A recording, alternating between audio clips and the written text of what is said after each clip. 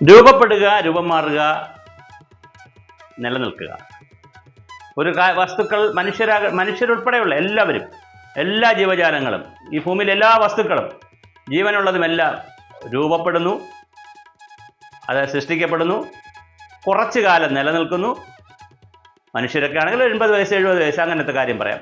മറ്റ് ജീവജാലങ്ങളിൽ അതിനകത്ത് വർഷമുണ്ട്, എല്ലാത്തിനും വർഷമുണ്ട്. മറ്റ് എല്ലാ വസ്തുക്കൾക്കുമുണ്ട് ഒരു എക്സ്പയറി ഡേറ്റ് ഉണ്ട്, കാലമുണ്ട്, നശിക്കുന്ന കാലമുണ്ട്.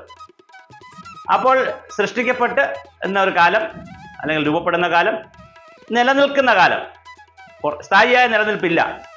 അത് കഴിഞ്ഞാൽ നഷ്ടപ്പെടുന്ന കാലം എന്ന് പറയാറുണ്ട്, സൃഷ്ടി സ്ഥിതി സംഹാരം എന്നൊക്കെ നമ്മൾ പറയാറുണ്ട്. പക്ഷെ അതിനേക്കാൾ സൃഷ്ടി സംബന്ധിച്ച് അത് രൂപപ്പെടൽ, സ്ഥിതി അത് നിലനിൽക്കൽ, സംഹാരത്തെ നമ്മൾ മറ്റൊരു രൂപത്തിൽ പറയണം. ആ സ്വത്വം നശിച്ചു പോകും. പുനർജന്മമൊക്കെ ഉണ്ടെങ്കിലും അതാത് ജന്മത്തിലെ ജീവൻ പോകുമല്ലോ.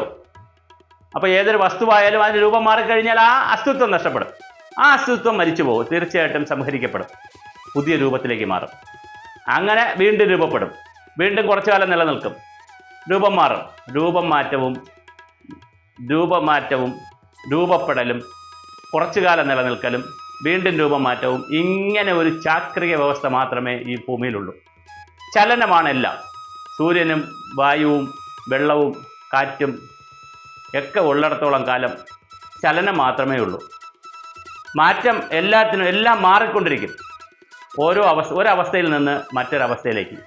അപ്പോൾ ഒരു അവസ്ഥയിൽ മനുഷ്യരാവട്ടെ, ഞാൻ മനുഷ്യരുൾപ്പെടെ പറയുന്നു, ജീവജാലങ്ങൾ ഉൾപ്പെടെ പറയുന്നു, ഒരവസ്ഥയിൽ രൂപപ്പെടുന്നു, കുറച്ചു കാലം നിലനിൽക്കുന്നു, അതിൻ്റെ രൂപം മാറുന്നു, വീണ്ടും മറ്റൊരു രൂപത്തിൽ വരുന്നു, അല്ലെങ്കിൽ മറ്റ് ഘടകങ്ങളായിട്ട് വരുന്നു, കുറച്ചു കാലം നിലനിൽക്കുന്നു, രൂപം മാറുന്നു.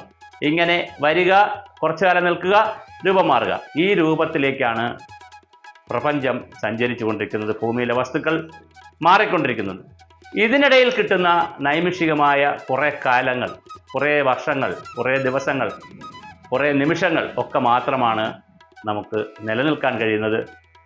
ഈ തത്വം നാം തിരിച്ചറിഞ്ഞാൽ നമുക്ക് ഒരുപാട് സുഖം, ആനന്ദം, സന്തോഷം ജീവിതത്തിൽ അനുഭവിക്കാൻ കഴിയും.